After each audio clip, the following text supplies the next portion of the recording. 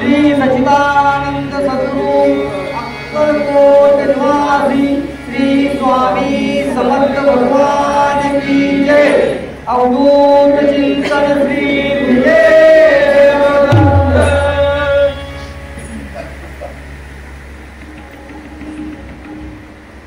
श्री स्वामी समर्थ।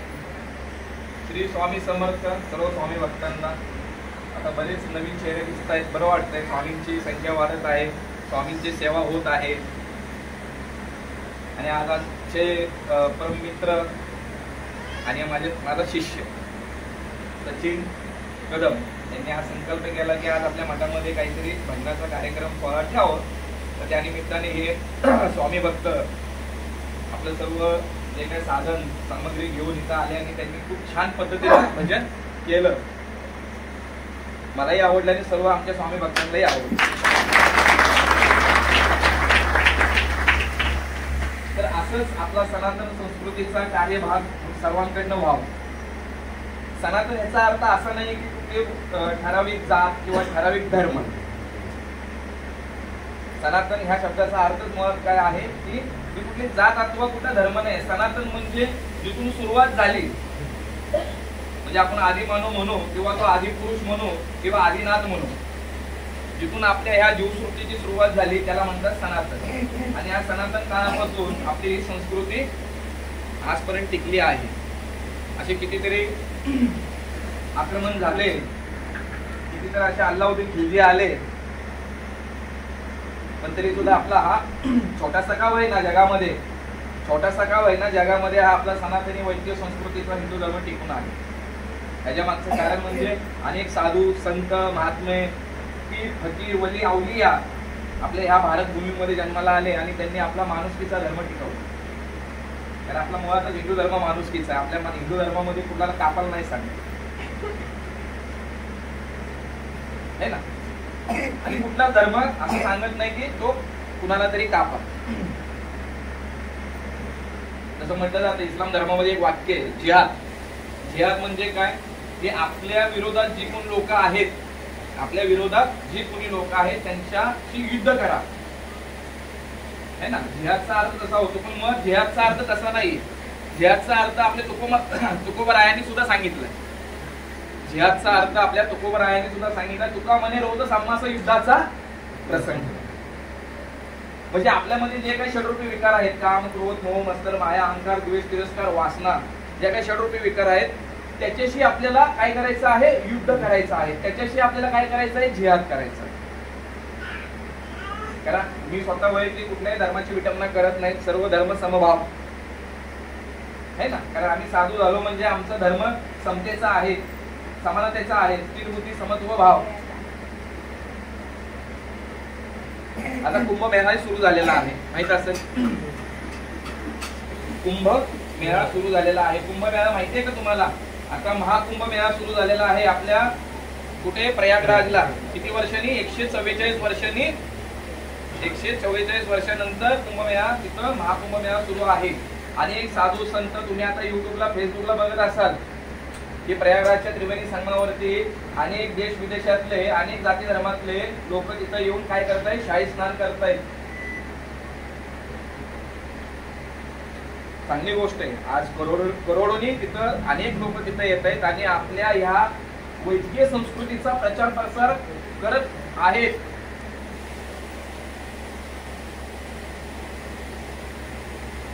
पण परवा माझ्या एका वाचनामध्ये असं आलं की मन चंगा तो कटोटी में गंगा। कबीरांचं एक वाक्य, कबीर का रोहिदासांचं एक वाक्य, मन चंगा तो कटोटी में गंगा। आता मला सांगा, पाप मनाने होतं का शरीराने होतं? पाप म्हणजे शरीराने पाप करायच्या अगोदर आपल्या मनामध्ये काहीतरी ते विचार येतात आणि आपल्या मनाने आपण काय करतो, ते पाप करतो, नंतर शरीराने पाप करतो। मला सांगा, मग आपण जर का काशीमध्ये जरी गेलो, कुंभमेळ्याच नाही तर इतर वेळेमध्ये सुद्धा जरी गेलो आपण आणि त्या गंगेमध्ये स्नान जरी केलं तरी आपलं पाप धुतलं जाणार आहे का?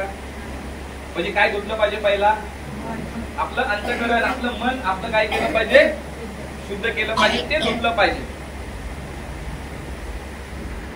मला सांगा, मग तुम्ही स्नान कुठे केल्याने शुद्ध होणार आहे? अंतकरणाच्या जयामध्ये जैसा भाव तया तैसा अनुभव. आपला शुद्ध भाव आहे, शुद्ध करण्याच्या डोहामध्ये आपलं अंतकरण जर शुद्ध केलं तरच आपण काय होणार आहे, अंतर्बाह्य शुद्ध होणार आहोत.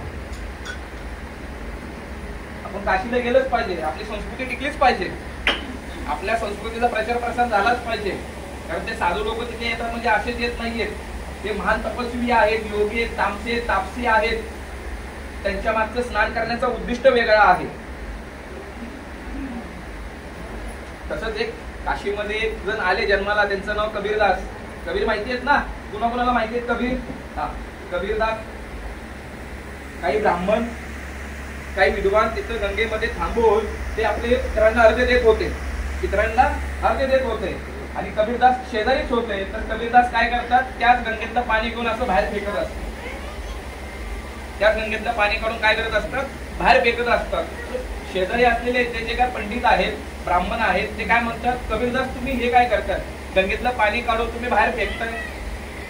तर कबीरदास काय म्हणतात माहितीये का, माझ्या घराच्या शेजारी मी छोटीशी बाग केली, त्या बागेला पाणी घालतो. आता मला सांगा, गंगेमध्ये थांबून पाणी बाहेर फेकत असताना त्यांच्या घरामध्ये असलेली एक छोटीशी बाग आहे, त्या बागेत पाणी जाईल का हो?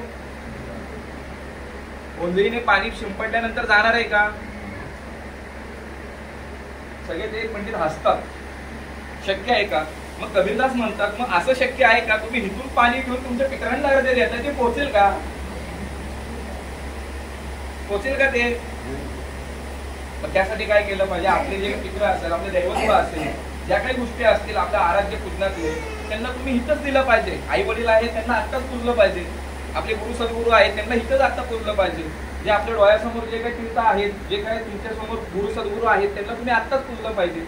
त्यांच्यानंतर तुम्ही जे काही पूजा पाठ कराल ते त्यांना ते मान्य नाही होणार. ते शक्य आहे का? म्हणून हे करत असताना नामस्मरण, भक्ती, सगळ्या गोष्टी खूप महत्वाच्या आहेत. पण ते कशा पद्धतीने केलं पाहिजे? कुठला मी सांगत असतो, कुठलाही स्वार्थ मोह नसताना. बघा, गढूळ पाणीमध्ये आपल्याला दिसतं का, त्याचा तळ दिसतो का आपल्याला? गढूळ पाण्यामध्ये नाही दिसत. ते कधी दिसतं, ते गढूळ पाणी शुद्ध झाल्यानंतर त्याचा तो तळ दिसतो. परवा मला एक जण असंच मला विचारत होते, महाराज मी माळ जपत असते, आणि एक जण असंच होतं, तो म्हटलं की मी माळ जपत असतो पण महाराज माझं काही लक्षच लागत नाही, माझं मन भटकत राहतं. त्याला मी बोललो की तुझा 1 लाख रुपयाचा बंडल देतो, 1 लाख रुपयाचा बंडल देतो, 1 लाख रुपये मला मोजून दाखवतो. तुला 108 महिन्याची माळ श्री स्वामी समर्थांची जपत असताना तुझं माइंड डायव्हर्ट होतं, मन भटकतं. मग 1 लाख रुपयाचा बंडल मोजताना तुमचं मन का भटकत नाही? तुमचं माइंड का डायव्हर्ट होत नाही? होतं का? देवाचं नाम घेताना, देवाचं नामस्मरण करत असताना तुमचं मन भरकटतं इकडे तिकडे. पण आपण भौतिक मोहमायामध्ये जगत असताना तर आपलं मन नाही भटकत. म्हणजे याचा अर्थ काय, परमेश्वराकडे येतोय आपण, कशासाठी येतोय? आपल्या ज्या काय दैनंदिन जीवनातल्या ज्या काही गरजा आहेत, अन्न वस्त्र निवारा, ज्या काही भौतिक गरजा आहेत ते मागण्यासाठी आपण परमेश्वराकडे येतो. त्या भौतिक गरजा ज्या आहेत त्या परमेश्वरापेक्षा आपल्याला सर्वश्रेष्ठ आहेत. कारण का, परमेश्वर सर्वश्रेष्ठ नाही आपल्याला, कारण त्याच्याकडे काय मागायला येतो आपण? भौतिक गरजा मागण्यासाठी येतो. म्हणजे त्या महत्वाच्या आहेत आपल्यासाठी. आपल्यासाठी काय महत्वाचे आहेत? त्या भौतिक गरजा महत्वाच्या आहेत. आपण त्याला प्राधान्य देतो आणि भगवंताकडे येतो, आराधना करतो. मग आपल्याकडे भगवंत मोठा आहे का?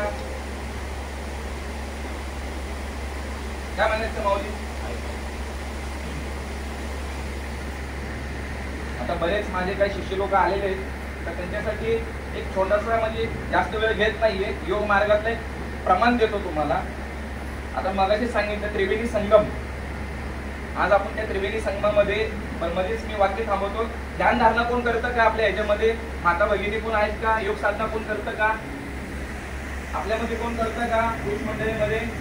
ते दादा करतात. तर सांगण्याचं तात्पर्य असं आहे की ज्यावेळेस आपण प्रयागराजला, गंगा यमुना सरस्वतीचा काय आहे तिथं संगम आहे. तर आमच्या योग मार्गामध्ये इडा पिंगला नाडी माहितीये? चंद्रनाडी, सूर्यनाडी. म्हणजे डाव्या नाडीला काय म्हणतात? चंद्रनाडी, आणि उजव्या नाडीला म्हणतात सूर्यनाडी, म्हणजे इडा पिंगला नाडी म्हणतात. बरोबर ना दादा?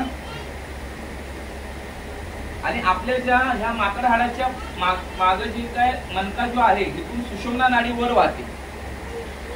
आता मला सांगा, तुम्ही जर तिकडे काशीला गेला, सरस्वती नदी दिसते का हो तुम्हाला? आहे का कोणाला याचं ज्ञान? नाही दिसत, कारण सरस्वती नदी ही गुप्त आहे. पण ह्या वेळेला 144 वर्ष असो किंवा 12 वर्षांनी का असो, सिंहस्थ पर्वणीमध्ये सरस्वती जी काही गंगा आहे, सरस्वती जी नदी आहे ती उगम पावती आणि कुणाला मिळते जाऊन? गंगा आणि यमुनेला जाऊन सरस्वती नदी मिळते. सरस्वती तीच गंगा आहे, यमुना पण गंगाच आहे. आणि हे तीन नद्या एकत्र आले की त्याला म्हणतात त्रिवेणी संगम. काय म्हणतात? त्रिवेणी संगम म्हणतात. तर तसंच हिला पिंगला म्हणजे चंद्रनाडी म्हणजे कोण आहे? गंगा आहे. सूर्यनाडी म्हणजे यमुना आहे आणि मागची नाडी म्हणजे सरस्वती, ती गुप्त नदी आहे. बरोबर ना? तर ज्यावेळेस आम्ही ध्यानधारणेला बसतो पद्मासन घालून, त्यावेळेस रेचक पूरक कुंभक अवस्थेमध्ये गुरु सद्गुरूंनी दिलेल्या बेटी मंत्राच्या द्वारे ज्यावेळेस रेचक पूरक अवस्था संपून जाते आणि इडा पिंगला आणि सुषुम्ना नाडी तीन एकत्र होतात, ह्यांचेही त्रिवेणी संगम होतो आणि कुंभक अवस्था प्राप्त होते. म्हणजे श्वास बंद होतो. श्वास काय होतो आपला? पूर्णपणे बंद होतो आणि कुंभक अवस्था लागते. त्यालाच आम्ही काय म्हणतो? आमच्या प्रयागराजला कुंभ म्हणतो आणि तिथं मेळा लागतो. आणि आपल्या शरीरामध्ये 3.5 करोड नाड्या आहेत आणि आपल्यामध्ये जे म्हटलं जातं पिंडीते ब्रह्मांडे यक्ष गण किन्नर देव देवर्षी या जसं बाहेर आहे तसं आपल्या या देहामध्ये आहेत, म्हणून काय म्हटले? पिंडीते ब्रह्मांडे. मग मला सांगा, तिकडे जायची काही गरज आहे का? जर तुम्ही रोजच या त्रिवेणी संगमामध्ये स्नान जर करत असाल आणि पाप मुक्त होऊन मोक्ष प्राप्त करत जर असाल, तिकडे जायची गरज नाहीये. म्हणून गुरु सद्गुरूच्या सानिध्यामध्ये काय केलं पाहिजे? ते शिकून घेतलं पाहिजे. आता एक छोटस उदाहरण देतो. स्वामींचाच एक विषय आहे, जास्त वेळ घेत नाही. एकदा स्वामी असंच त्यांच्या वटवृक्षाखाली बसले होते. आज जे संगीतकार आलेले आहेत, तसंच त्या काळामध्ये सुद्धा काही तमाशगीर लोक आले होते अक्कलकोटला काही तमाशगीर लोक आले होते आणि महाराजांना त्यांनी सांगितलं की महाराज, आमची पेशगी तुमच्या समोर सादर करू का? आमचं जे काही नाच गाणं वगैरे असं. स्वामी म्हटले साहजिकच आहे, करा, तुमची इच्छा असेल तर तुम्ही नाचू शकता. आता त्या स्त्रिया किंवा ते वाद्य चालू होतं, ते नाचत होत्या, भिडूंचा आवाज येत होता. काही असे महापंडित हुशार लोक, तज्ञ म्हटले महाराजांना महाराज जरा नादी दिसतात बरं का, महाराजांना बायांचा नाद दिसतो. कुणाला बोलले? आपल्या स्वामींना. का बोलले? महाराजांच्या मुखातून एक वाक्य गेलं. गोरे ग रूप तुझे तुला पाहिले 7 ताल माडीवरी ग. बघा किती शब्द मार्मिक आहे, मार्मिक शब्द आहे ना. गोरे ग रूप तुझे, कारण समोर स्त्री नाचते, स्वामी पाहताय. महाराजांच्या मुखातून वाक्य काय गेले? गोरे ग रूप तुझे तुला पाहिले 7 ताल माडीवरी ग. साहजिकच आहे, तुम्ही बसलेले आत्ता असो किंवा पूर्वी 500 400 300 वर्षापूर्वी असो, तर तुमच्याही मनामध्ये हेच आलं असतं. आज तुम्ही महाराजांच्या समोर एवढं दंडवत घालताय, त्यांना महाप्रसाद आणताय, त्यांच्यासाठी एवढी सेवा करताय, पण त्यावेळेस तुम्ही सुद्धा महाराजांना टीका केली असते. साहजिकच आहे. गोरे ग रूप तुझे तुला पाहिले 7 ताल माडीवरी ग. आता माझे योगी इथं 4-5 योगी बसलेले आहेत माझे, त्यांना सांगण्यात तात्पर्य असे, हे आपले 7 काय आहेत? चक्र आहेत. किती चक्र? 7 चक्र.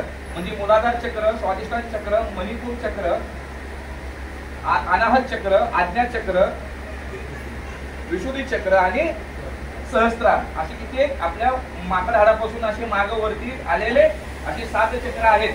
आणि आपला प्राण जो कुठं आहे? आता तुम्हाला सायन्सचा विषय, सायन्सचे स्टुडंट आहेत का इथं? सायन्सचे स्टुडंट आहेत का? सायन्सचे स्टुडंट आहेत का इथे? तर सांगण्यात तात्पर्य असं, आपला प्राण कुठं आहे? या कटीमध्ये आहे. कटीमध्ये म्हणजे आपल्या स्पर्म, आपल्या धातूमध्ये आहे. आपला जो प्राण जो कुठं आहे? स्पर्म मध्ये आहे. हा आपला जीव काय होतो? ज्यावेळेस आपण प्राणायाम करतो, प्राणापानाची आहुती देतो आणि आपला प्राण हा काय करतो? षटचक्र भेदन करून इडा पिंगला नाडी जी आहे ती शांत होते आणि सुषुम्ना नाडी जागृत होऊन वायू रूपाने तो जीव काय होतो? लय होतो आणि शिवाशी एकरूप होतो. आणि त्या शिवाचं रूप कसं असेल? शिवाचं रूप कसं असेल? सुंदरच असेल ना. सत्यम शिवम सुंदरम म्हटलंय ना. काय म्हटलंय? सत्यम शिवम सुंदरम. शिवाचं रूप कसं आहे? सुंदर आहे. मग जीवाचं लय होऊन शिव प्रगट होतो. मग शिवाचं रूप कसं आहे? सुंदर आहे. म्हणून महाराजांच्या मुखातून काय वाक्य बाहेर पडलं? गोरे ग रूप तुझे तुला पहिले 7 ताल माडीवरी ग. म्हणजे जीवाचं लय होऊन कुठे आला शिव? कुठे आला? आपल्या सहस्त्रदलावरती. आपल्या ह्या मुलाधाराची कटी, 2 डोळ्याची भुरकुटी, सहस्त्रदलाची त्रिकुटी, या त्रिकुटीवरती कोण विराजमान आहे? शिव आहे. म्हणजे शिव विराजमान आहे. आणि त्या शिवालाच काय म्हटले? गोरे रूप तुझे तुला पाहिजे सात ताल मध्ये. सगळ्यांचा भ्रम नाहीसा झाला. सर्व तिथले पंडित, चांगले विशारद महाराजांना नतमस्तक झाले. आता माझी वाचारता तुमच्या लक्षात आली नसेल, मी जे काय बोलते हे कळालं नसेल कदाचित, कारण ते करावं लागतं. जसं तुम्ही भक्ती करता, कर्म करता, ज्ञान घेता, तसं योग केलं पाहिजे. मी प्रत्येक वेळी सांगत असतो, कर्म ज्ञान भक्ती योग अर्थ धर्म मोक्ष काम अष्टांग योग प्राप्त केला पाहिजे. कारण आपल्याला तेवढा वेळ नाहीये. कारण आपल्याला काय बरेच जण, प्रत्येक जण बाहेरून आलेले लोक आहेत, परगावचे लोक आहेत, IT मध्ये आहेत, चांगले उद्योग व्यवसाय करत आहेत, आणि त्यांना त्याच्यातून वेळ नाहीये, मोबाईल मधून वेळ नाहीये, फेसबुक मधून वेळ नाहीये. तर आपल्याला काय केलं पाहिजे? आपल्याला इथे वेळ दिला पाहिजे. नाही तर आपल्याला काय शेवट हॉस्पिटलच आहे ना. नंतर काय? मानसिक संतुलन बिघडतं. मानसिक संतुलन बिघडले की काय होतं? शरीरावरती त्याचा परिणाम होतो. मग आत्ताच आपण काय केलं पाहिजे की आपण कुठेतरी शांत हो. गुरुदेव दत्ता मम चित्ता शविवे आता. मनुष्य कुठेतरी आपलं शांत झालं पाहिजे, गुरु सद्गुरूच्या लीन झालं पाहिजे, स्वामींची सेवा केली पाहिजे, परपंचही केला पाहिजे, परमार्थ केला पाहिजे. दोन्ही चाकं बॅलन्स ठेवून कुठेतरी आपलं काया वाच्या मनाने आपण शुद्ध झालं पाहिजे. शुद्ध बीजापोटी फळे रसा गोमटी, बीजापोटी शून्य कोटी कोटी. नाहीतर शेवट आपल्याला जावं लागतं नरकाच्या वाटी, आहे ना. तो नरकच आहे ना. शेवट काय आहे? नरकच आहे. आणि असा नरक तिकडे कुठे स्वर्ग नाहीये, तिकडे कुठला नरक नाहीये. देवा तू बोले आपल्या मुलाशी परमार्थ करूनी, देवा तू बोले आपल्या मुलाशी परमार्थ करूनी मोक्ष गळ्याशी बांधूनी, पाप कराय नको लावतो आमच्या हातून, क्षमा कर तूच नाही. पृथ्वीवरती पुण्य करून स्वर्ग पाहिजे. इथंच ह्या पृथ्वीवरती स्वर्ग आणि नरक आहे. कुठे इकडे तिकडे नरक स्वर्ग नाहीये. इथंच आपल्याला काय केलं पाहिजे? चिंतन मनन केलं पाहिजे. आपलं कुटुंब, आपले गुरु सद्गुरू आणि स्वामींची सेवा नित्य नेमाने करत राहा ही स्वामींची प्रार्थना. श्री सच्चिदानंद सद्गुरु अकलगुरु शिवाजी श्री स्वामी समर्थ महाराज की जय. चिंतन श्री गुरुदेव दत्त. उपस्थित सर्व माता पिता बहिणी भगिनी, एक मिनिट बोलायचं होतं. आता बरेच नवीन भक्त आहेत.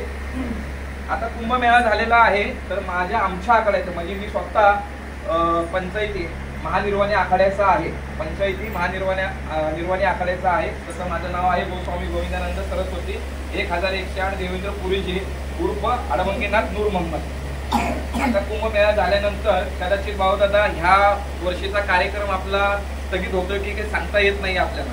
कारण प्रगट दिन माहित असेल तुम्हाला. स्वामींचा प्रगट दिनाच्या दिवशी 100 ते 150 साधू लोक नाशिकला जाऊन पारुंगा म्हणून गाव आहे जुन्नरमध्ये, तिथून आपल्या ह्या मठामध्ये ह्या वर्षी येणार आहेत.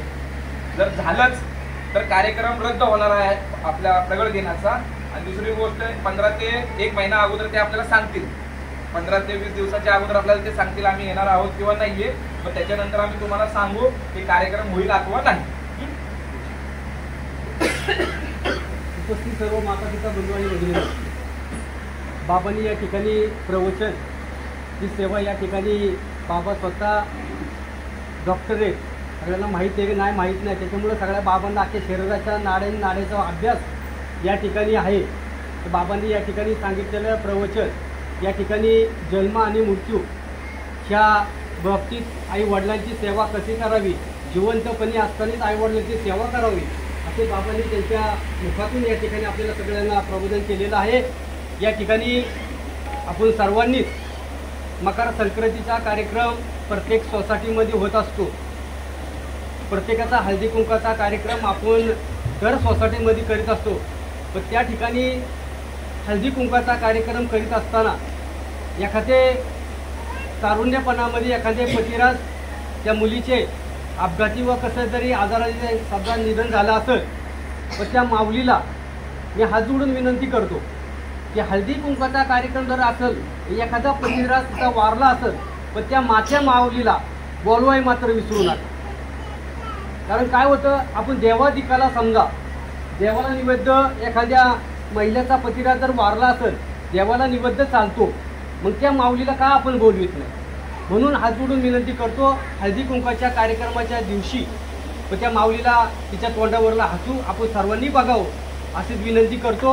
आणि यानंतर ज्यांनी या ठिकाणी अन्नदानाचं नियोजन केलंय ते असे हजारे काका, त्यांचा या ठिकाणी आमच्या मठाच्या वतीने सन्मान होईल. सन्मान देण्यासाठी आपण हजारे काका आपण या ठिकाणी यायचंय. हा सन्मान देण्यासाठी हा हजारे काकांचा या ठिकाणी सन्मान होते. सन्मान देण्यासाठी आमचे या मठाचे सेवक सन्माननीय पप्पू तरस त्यांना मी विनंती करतो की त्यांचा आपण या ठिकाणी सन्मान करायचा. आणि भजनीकर मंडळासाठी सर्वांनी थोड्या टाळ्या वाजा, कारण आज आरती मंचाने खरंच आम्ही असं हुरूप आलं होतं की आरती म्हणायची आज संपावं नाही, आरती अजून पुढे चाला वाटत होती.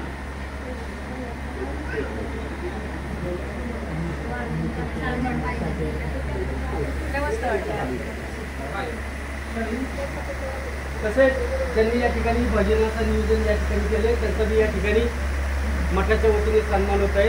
त्यांच्यातलं कोण पदाधिकारी असेल त्यांना विनंती करतो की आपण या ठिकाणी या.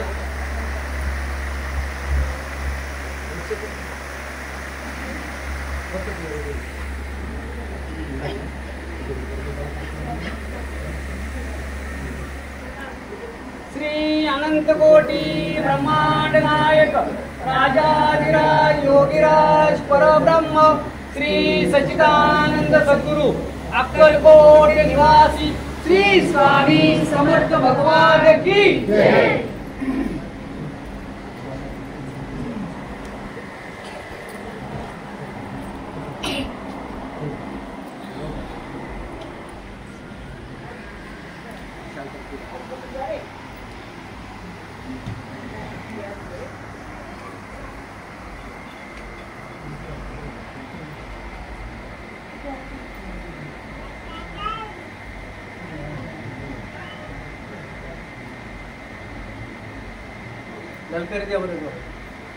श्री अनंत कोटी ब्रह्मांड नायक राजाधिराज योगीराज परब्रह्म श्री सच्चिदानंद सद्गुरु अक्कलकोट निवासी श्री स्वामी समर्थ भगवान की जय. सर्वांना विनंती, सर्वांनी रांगेमध्ये दर्शन घ्यायचंय. आणि या ठिकाणी प्रसादाचं नियोजन